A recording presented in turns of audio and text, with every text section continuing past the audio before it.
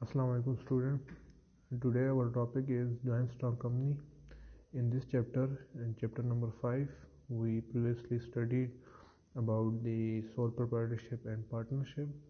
So today we will look at the joint stock company.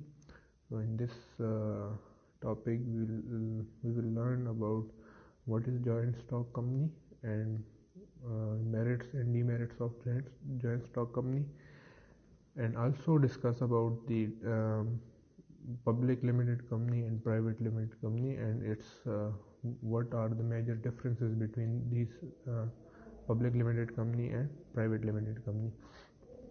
So moving on to definition, जो joint stock company की definition है वो कुछ यूँ है कि जब मुश्तरका सरमाया की कंपनी ऐसी कंपनी होती है जिसमें बहुत सारे जो आपके पास इंडिविजुअल है वो मुनाफे की गर्ज से, प्रॉफिट की गर्ज से एक कारोबार में इकट्ठे होते हैं, और वो जो कारोबार में इकट्ठे होते हैं और वो जो कारोबार की मलकियत लेते हैं वो हिस्सों शेयर्स की सूरत में लेते हैं.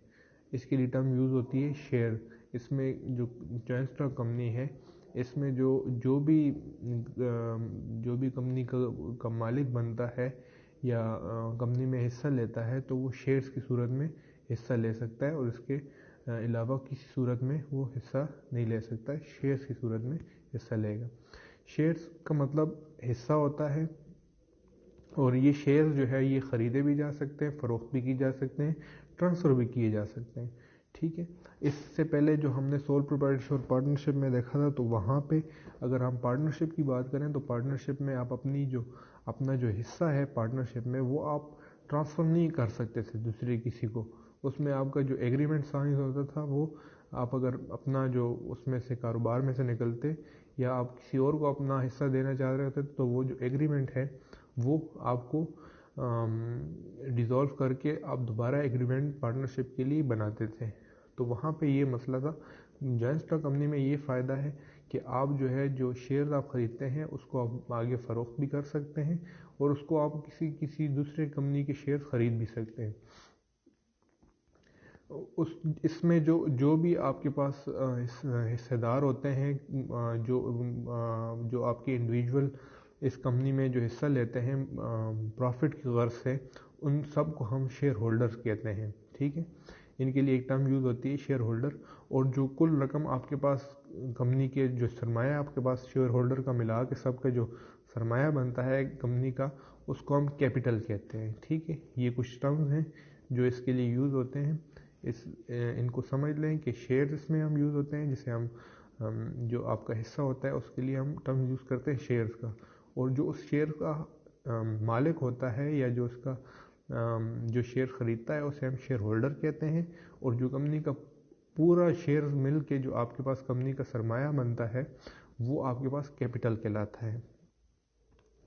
फिर इसको हम आगे जो सरमाया आपके पास टोटल बन जाता है उन सरमाया को हम छोटे छोटे हिस्सों में तकसीम करते हैं जिन्हें हम शेयर्स कहते हैं. तो बात वही है, सब शेयर्स मिल के सरमाया बनता है और उसको हम कैपिटल कहते हैं. और वो कैपिटल जो है उनको हम आगे तकसीम करें तो वो आपके पास छोटे शेयर्स बन जाते हैं. ठीक. अब हम नेक्स्ट देखते हैं कि जो आपके पास कंपनी है उसके कुछ फ़ायदे हैं और कुछ नुकसानात हैं. जो हमने बात की पहले शुरू में हमने जो बात की कि हमने इसमें दो मेजर टॉपिक पढ़ने हैं, merits demerits of joint stock company, और दूसरा डिफरेंस देखेंगे पब्लिक लिमिटेड कंपनी और प्राइवेट लिमिटेड कंपनी. तो पहले हम फ़ायदे और नुकसान मेरिट्स और डीमेरिट्स देख लेते हैं. तो फ़ायदा ये है कि सरमाया की फरमानी होती है, लार्ज कैपिटल आपके पास होता है. ज़ाहिर है आपके जो इसमें हिस्सेदार होते हैं उनकी तादाद जो है बहुत ज़्यादा होती है. इसमें आप जितने बड़े पैमाने पर जाते हैं तो आप इसमें जो है अपना सरमाया बढ़ा सकते हैं. आपके पास जितने शेयर ज़्यादा होंगे, जितने शेयर होल्डर ज़्यादा होंगे, आपके पास सरमाया बढ़ेगा. तो आपके पास जो लार्ज कैपिटल जो है, सरमाया जो है वो लार्ज में होता है. ठीक है. फिर इसी तरह आपके पास इसमें जो है वो महदूद जिम्मेदारियाँ होती, लिमिटेड लाइबिलिटीज़ होती है.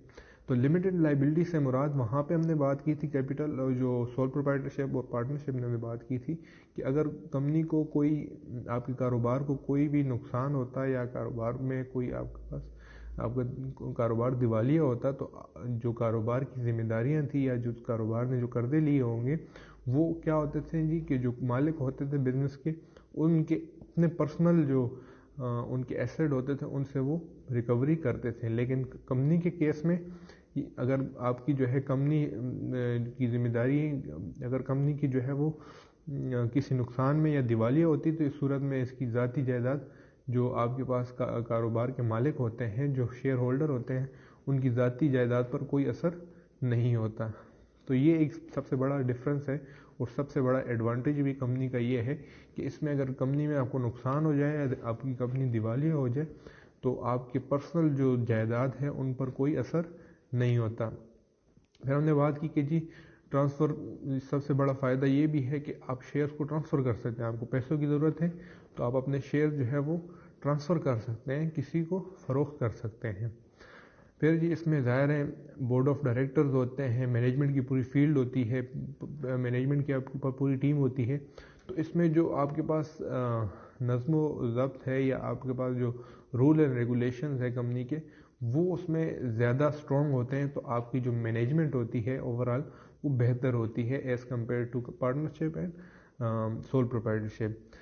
پھر آپ کا جو زیادہ حصے دار شیئر ہولڈر ہونے کی صورت میں وسیع سرمایہ اکٹھا ہو جاتا ہے اور تجربہ کار انتظامیہ بھی ہوتی ہے, اس لیے کاروبار آپ وسیع پیمانے پر لے کے جا سکتے ہیں. آپ کاروبار کو بڑے پیمانے پر لے کے جا سکتے ہیں کیونکہ آپ کے پاس ہم اگر پارٹنرشپ میں دیکھیں تو اگر آپ کے پاس سرمایہ زیادہ بھی ہو جائے تو وہاں پہ آپ کی مینجمنٹ اتنی اسٹرانگ نہیں ہوتی, اتنی اہلیت نہیں ہوتی کہ وہ آپ کے بزنس کو وسیع پیمانے پر لے کے جا سکے.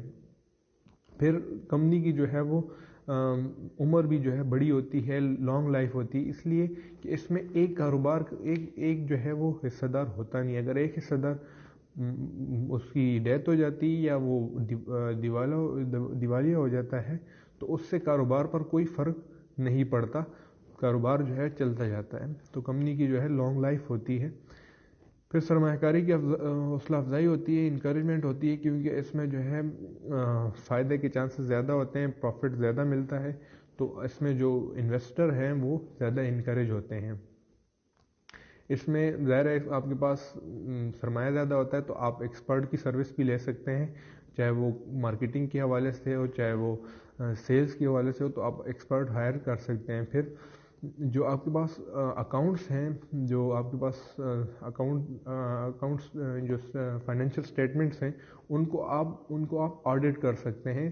اس میں اگر کوئی ہیرا پھیری ہوئی ہو تو آپ ان کی کیا کر سکتے ہیں, آڈیٹنگ کر سکتے ہیں. آپ اپنی دیکھ لیتے ہیں کہ اگر اس میں کوئی غلطیاں ہوئی ہو یا فراڈ ہوا ہو تو آپ اس کو امینڈ کر سکتے ہیں, ٹھیک کر سکتے ہیں.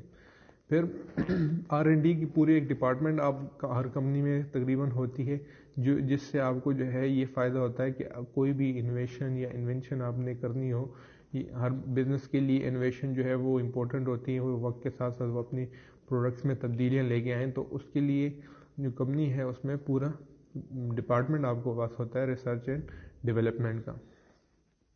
ڈیموکریٹک اسٹائل ہوتا ہے جی, اس میں ڈیموکریٹک اسٹائل اس طرح ہوتا ہے کہ بورڈ آف ڈائریکٹر ہوتے ہیں, مینجمنٹ ہوتے ہیں, اور جو بھی انہوں نے فیصلہ کرنا ہو تو سب لوگوں کی مشاورت سے ڈیسیجن لیا جاتا ہے. پھر یہ پروگریسو آف رسکی بزنس ہوتا ہے کہ مشترکہ سرمایہ کی کمپنی میں ایک طرف حصہ داران کی ذمہ داری محدود ہوتی ہے اور دوسری طرف سرمایہ کی فراوانی ہوتی ہے. اس لیے بڑے سے بڑا کاروبار بھی ممکن ہو جاتا ہے کہ آپ کا اگر زیادہ رسکی بزنس بھی ہے تو آپ کے پاس آپ اس کو ڈیل کر سکتے ہیں کیونکہ آپ کے پاس سرمایہ کیپٹل زیادہ ہوتا ہے. اگر آپ رسکی بزنس میں بھی انویسٹمنٹ کر سکتے ہیں, آپ کے پاس یہ ایبلٹی ہوتی ہے کہ آپ دوسری چیزوں سے بھی اس کو, اگر آپ کے پاس کوئی اس میں نقصان ہوتا ہے تو آپ ریکوری کر سکتے ہیں. پھر اس طرح کچھ اس کے فائدے جہاں تک تھے, نقصانات بھی کچھ ہیں اس کے. تو نقصانات کچھ یوں ہیں کہ آپ کے پاس جو مینجمنٹ ہوتی ہے وہ انسیٹسفیکٹری ہوتی ہے. اس کے مطلب یہ ہے کہ مینجمنٹ وہ لوگ ہوتے ہیں مینجمنٹ میں جن کا کمپنی میں کوئی حصہ نہیں ہوتا. کمپنی اگر پروفٹ میں جائے نقصان میں جائے وہ انہوں نے سیلری لینی ہوتی ہے, وہ انہیں پتہ ہوتا ہے کہ کمپنی فائدے میں ہو یا نقصان میں, وہ اپنے مفاد کو دیکھتے ہیں، آپ کی جو کمپنی کے مفاد کو وہ نہیں دیکھتے. تو یہ بھی ایک وہ ہے کہ انسیٹسفیکٹری مینجمنٹ ہے کہ آپ اگر پارٹنرشپ میں دیکھیں تو پارٹنرشپ میں جو بھی پارٹنر ہوتے ہیں پارٹنرشپ میں وہی جو ہے مینجمنٹ کا حصہ ہوتے ہیں، تو وہ زیادہ اس میں توجہ دیتے ہیں، انٹرسٹ لیتے ہیں، کیونکہ انہیں پتہ ہوتا ہے کہ ان کے مفاد سارے کمپنی کے ساتھ جڑے ہوتے ہیں. لیکن یہاں پہ مینجمنٹ جو آپ کی ہوتی ہے ان کے مفاد اپنے ذاتی مفاد ہوتے ہیں، ان کے جو ہے پروفٹ اور لاس کے ساتھ ان کا کوئی مفاد نہیں ہوتا، تو وہ آپ کو اتنا اس کا فائدہ نہیں ہوتا. اختلاف رائے ہو سکتی ہے جی اس میں کہ ڈائریکٹر کی کمپنی کے اور دوسرے افسران کے درمیان اگر کوئی مسئلہ ہو یا اختلاف رائے پیدا ہو جائے تو اس سے ناخوشگوار حالات پیدا ہوتے ہیں اور آپ کی جو کمپنی کی کامیابی یا ترقی ہے اس کے امکانات ختم ہو جاتے ہیں. تو یہ بھی ایک نقصان ہے. پھر اس میں سیکریسی نہیں رہتی، ایکسپینسز زیادہ ہوتے ہیں. ظاہر ہے آپ قانون دان رکھتے ہیں، جو آپ کے پاس لیگل میٹرز ہے اس کے لیے لائر رکھنا پڑے گا آپ کو. پھر آپ جو ہے آپ کے پاس سیکریسی نہیں رہتی، اس کی جو آپ کے پاس سیکرٹس ہیں بزنس کے وہ آپ اپنی فائنینشیل رپورٹ ساری جو ہے پبلک کرتے ہیں، تو وہ آپ کے پاس اس طرح سیکرٹس نہیں رہتے بزنس کے. تو سب آپ کے جتنے بزنس کے جتنی ڈیلنگز ہیں وہ آپ کے پبلک میں شائع ہوتے ہیں. پھر اس میں انٹرسٹ چونکہ کمپنی کا انتظام چند منتخب ڈائریکٹرز کے ہاتھ میں ہوتا ہے، تو جو ہمیشہ اپنے ذاتی مفاد کو پیش نظر رکھتے ہیں اور حصہ داران کے ان مفاد کو نظر انداز کرتے ہیں. ظاہر ہے جو آپ کی ڈائریکٹرز ہیں وہ اپنے مفاد پہلے رکھتے ہیں اور جو شیئر ہولڈرز ہیں جنہوں نے سرمایہ لگایا ہوتا ہے ان کے مفاد کو بعد میں رکھتے ہیں. تو یہ ان میں جو لیک آف انٹرسٹ ہے یا کنفلکٹ ہے وہ ایک آ جاتا ہے. پھر ڈبل ٹیکس دینے پڑتے ہیں. ظاہر ہے ہر انڈیویجول اپنی سیلری میں بھی ٹیکس دیتا ہے اور کاروبار بھی جو ہے کاروبار پہ الگ سے ٹیکس ادا کرنا پڑتا ہے. تو ڈبل ٹیکس اس پہ کمپنی پہ لگتا ہے. کمپنی الگ سے ٹیکس دیتی ہے اور جو انکم جس شیئر ہولڈر کی جتنی انکم ہوتی ہے اس پر الگ سے وہ ٹیکس پے کرتا ہے.